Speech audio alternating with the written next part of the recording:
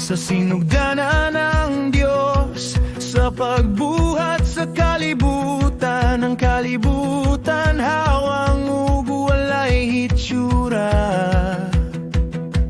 Unya miingon siya nga motungha ang kahayag, mitungha ang kahayag. Nahimot siya sa iyang nakita sa unom kaadlaw, tanang butang iyang nabuhat.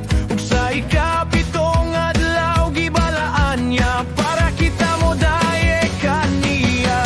Ang mensahe nga inyong nadunggan, sukat pa sa sinugdanan nga wala pang tanan.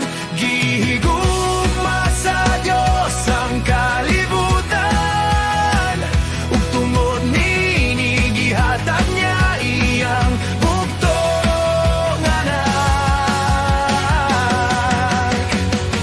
Ug ang motuo dili niya pagalaglagon, kondili makabaton ug kinabuhing dayon.